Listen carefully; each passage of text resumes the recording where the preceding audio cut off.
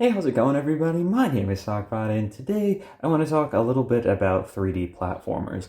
Now, I've been talking about platformers quite a bit on this channel. I mean, not so much recently, but just in general. And today I wanted to talk about 3D specifically because I feel like, especially more recently, here on YouTube, the 2D platformers tend to get like the most hype and the most excitement around them because they are generally what people are nostalgic for. And it makes sense that games like Celeste and even more like sort of Castlevania-esque games like Hollow Knight get a little bit more attention because they're kind of playing on that nostalgia button. But I think that it's important to talk about 3D platformers because there's a reason they exist, and there's things that they do that 2D platformers definitely can't do. And so for games that I work on in Dreams, which is mainly 3D platformers, and for anybody out there that is kind of looking to the future here, you'll probably notice that there's trends when it comes to nostalgia. And right now it's kind of based on console generations, and we're just about at that Nintendo 64 area where like everybody's starting to get super nostalgic for those types of things.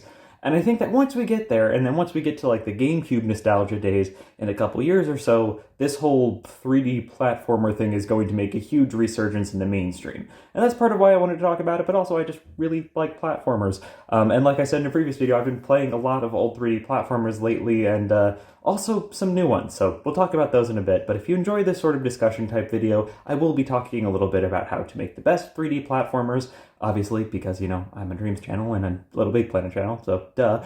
But if you do enjoy this sort of video, feel free to leave a like down below and feel free to subscribe if you want to see more, but no pressure, as always. So to start off, I want to talk a little bit about what that transition was like when we moved from 2D to 3D platformers, because there was a huge shift in terms of how levels moved and how games played in general. Obviously, yes, the whole platforming elements were completely different, but I think one of the biggest things that I noticed specifically going to Super Mario 64 and then the few 3D platformers that would follow, like Crash Bandicoot, had to do with the fact that exploration became so much more important. A little more so in the Mario 64-esque type things, and even in this game called Billy Hatcher, which I thought was one of the better 3D platformers because it actually did something different, but I'm sure that's open for debate. But exploration became a huge part of 3D platformers, starting with Super Mario 64, and even in Crash Bandicoot, with all of the different extra things you could find within Crash, and one of the encouragements being to break every single box. It was just very much a knowable way to complete a game, to explore every single part of it. And that's something that Super Mario 64 did too. Obviously, you could explore all of the different levels, and there was multiple things to do inside that level, which I will get to in a second. But the biggest thing that encouraged exploration with that, to me, was the way that each level was set up, where they would give you a sort of little hint to the title of the star, and that's how you would then explore the level to find it out. Or, of course, go on GameFAQs and look it up then, but I'm pretty sure GameFAQs wasn't around in 96. I feel like it was 98. I'm sure there was some form you could look it up on or just look at the guide, but that generally was the way the game was intended to be played. And on top of that, one of the things that it did, kind of like Crash Bandicoot, was the 100 coin stars, which even to a greater extent, to complete this game and to get every star in the entire game, if you wanted to, you would have to go through every single level and find a way to find just enough coins to get 100 coins.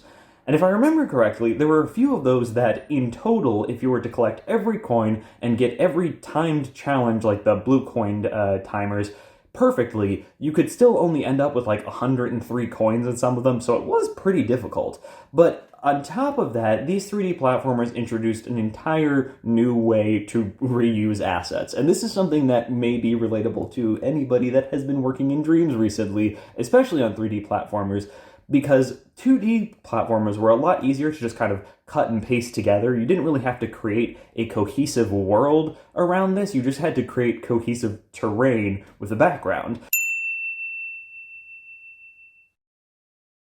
Whereas in the 3D platformers, this was the first time where game designers really had to create an entire world that made sense and was cohesive. So it was no more just slapping together assets and calling those platformers the foreground, or those platforms the foreground, and then placing a static image as the background, because that just doesn't work in a 3D game. And so for a lot of these, especially in Crash Bandicoot, they had to put so much more work into these backgrounds, and therefore they ended up having to reuse a lot of that so they could actually create a game that was long enough to be worth playing and to actually get enough out of those assets to make their game exciting and to, well, I guess, ramp up challenges, create flow, and whatever else you normally do when you're going through a video game.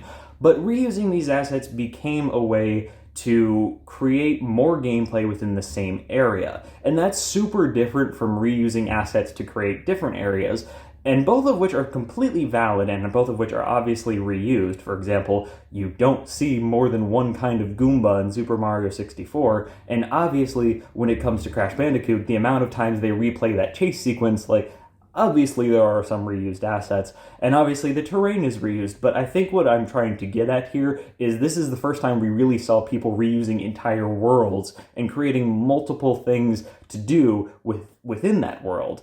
And obviously there are different scales of this with the different 3D platformers that came out, but one of the other ones that did this very well was actually recently with New Super Lucky's Tale, where they actually put a big amount of effort into creating a bunch of new environments, and I think to some extent that reduced the excitement that came from this exploration that is innate to these types of 3D platformers, or I suppose not innate, but that these platformers can benefit from. But moving forward, I think it's important to look at these aspects and think of which parts of them you can incorporate into your own game, and more importantly, which parts work well and make sense. Obviously, you can repeat your own assets just like these games do, and it's okay to create different objectives within the same level. But I think that there is a fine line between having an exploratory game where there's a lot of things to do and there's enough adventure to keep someone going, and then the collectible games that we're seeing where there doesn't really seem to be much in the way of storytelling, even visual storytelling, let alone sort of flow to the level. And that's something that I feel like is missing from a lot of 3D platformers and Dreams, and something that I think is really important to focus on is giving the character direction, but not too much direction where they feel like they're not exploring anymore. You want the player to be encouraged to explore, but also give them places to explore and push them towards those places. If you just set someone free in an entire world and say there are 90 collectibles in this world to collect, well, that doesn't exactly incite excitement in a player. Elicit excitement, there's a word there, but I just can't quite find it. But the thing is, you need to make sure that you're pointing people in a direction and then kind of setting them free, not just setting them free in this entire world in general. Super Mario Odyssey actually does a really good job of this with its more open and kind of exploratory levels, where there are obviously a lot of moons that they're not going to point you toward, and those you can go and explore and try to find, like the ground pound here and collect moon ones, but more importantly the ones that are like, oh, look at that structure in the distance, I wonder if there's something on top of it. And I think that the reason that Odyssey is able to do this is because there is kind of a defined path in the level and in each of the levels, and I will get to how that kind of might be too much in Odyssey, but it is a defined path from beginning to end, and there actually is an end in every level. That is, in the New Donk City area, that end is during the big festival where Pauline's singing and you have to climb to the tallest tower in the city. Obviously, that end exists in a lot of levels in Super Mario 64, and in Crash Bandicoot, it just innately exists. There is an end to every level, and that's not necessarily a bad thing. But I think that there's a happy medium where you can have a highest point in the level, but also have other things. Think the sand level in Super Mario 64, which I know I use as an example a lot because I think it's one of the best platformers of all time. But you can see the same thing in Sunshine, and actually in New Super Lucky's Tale, where there seems to be a direction for each level, but there are also things to do on the side that are very apparent, but not immediately obvious as to what you have to do. Because you want there to be a challenge, but you also don't want to tell every player exactly how to get through that challenge. Does that make sense? There's a happy medium, and I think that that's something that's important to pay attention to when you're creating your own games, something that I try to remind myself of constantly because that balance is very hard to find. You want players to be rewarded for exploring your level, for thinking, oh, I wonder if I can get over there using this because I know that I learned this jumping technique during one of the previous stars that was very telegraphed to me. That sort of thing is a great way to create a sort of extraneous objective that doesn't really matter to the main thing, but can reward the player for exploring regardless. Whereas during the main sections and the main things that you're required to do to get through these sorts of levels, to get the star, to get to the end and get the crystal, to get the Chaos Emerald in all of the 3D Sonic games, which honestly they still haven't figured that out, so I won't even delve into that entire topic. But you want the player to be encouraged to get there, but not to be pointed directly towards the end. And leave some different assets along the side for them to explore, because why not? Everybody loves exploring, and that's something that 3D platformers do really well, and something that honestly I have not seen in any 2D platformer, but I have seen in 2D like Castlevania, Metroidvania type games, which is interesting and something I haven't really thought of. I think that Celeste is one of the only 2D platformers that's just like totally just a platformer that really does exploration to the extent that games like Super Mario 64, that Sunshine and Odyssey and Crash Bandicoot really encourage you to do, to go off the beaten path. And honestly, I can't think of any others, but maybe you can. Anyways, let me know what you guys think.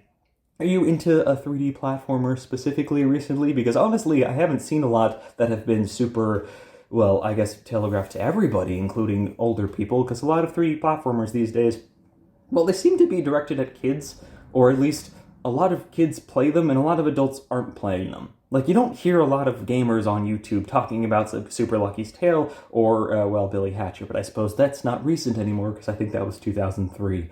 Regardless, let me know what you guys think. I know that not everybody's into 3D platformers. I know that my boyfriend is very much not into 3D platformers, but that's for completely different reasons. But I love them, and that's why I wanted to talk about them today. Regardless, I hope you're all doing well. I hope you're enjoying creating 3D platformers if you are, and if not, obviously in dreams you can still create 2D platformers. So Google that or search on the Dreamiverse if you don't know how to do it. It's pretty easy, and it still is a wonderful game type. You know, they can both exist in tandem. That's okay. And yeah, I think that's all I want to talk about today. I'll talk to you guys soon. But for now, goodbye.